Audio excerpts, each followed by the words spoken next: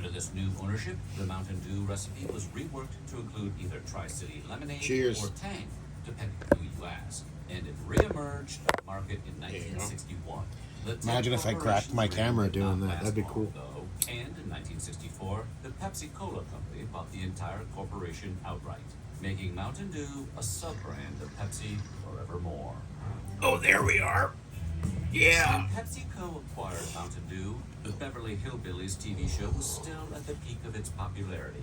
Hillbillies were quite hot in the 60s. PepsiCo had an opportunity to capitalize on that popularity, and they decided to keep on going with Willie the Hillbilly and the country-themed marketing. Likewise, the first cans and bottles of Pepsi's Mountain Dew featured Willie the I might Hillbilly make a shooting cup of another hot chocolate. man, along with an all-new slogan that came to How about represent that? the brand. This slogan only lasted about a year before PepsiCo threw two more catchphrases into the mix. Put a little Yahoo in your life. And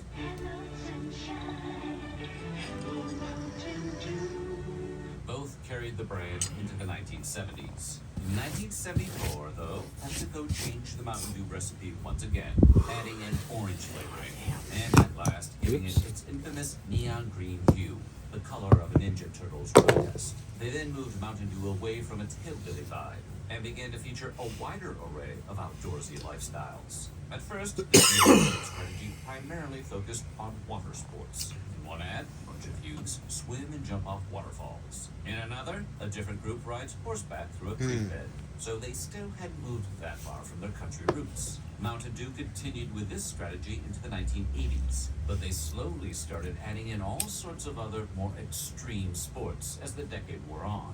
These later ads featured less and less water, and they began to showcase everything from breakdancing to skateboarding. Then, in 1988, PepsiCo tried its hand at an all-new Mountain Dew flavor. They called it Mountain Dew Red. Mountain Dew Red wasn't long for this world, though, and after being market tested, PepsiCo pulled the plug on it before it closed. Talk about a code red. All the while, the brand continued to phase out its Knoxville moonshiner origins. Damn. Sports. Come This on, move man. coincided with the release of Mountain Dew Sport, another short-lived variant that this time marketed itself as a performance booster. This is a totally different Mountain Dew energy drink than the one you threw up at Chester's house party last year. As the Hartman brothers themselves could tell you, sometimes a good idea takes a few tries. Though Mountain Dew Sport was discontinued in 1991, it was only 1 year later, in 1992, that Mountain Dew finally changed its slogan to the action-oriented Dew. You still think they should work tickle your innards back in there?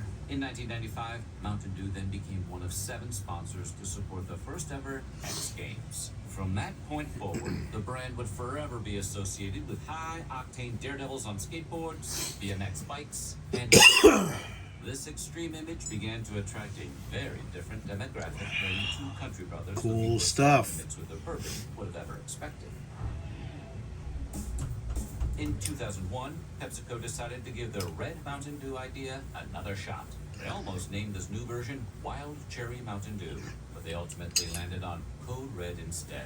Possibly because that takes less time to shout at a 7-Eleven clerk. It launched via an online radio mission, Code Red, Oh, yeah. of which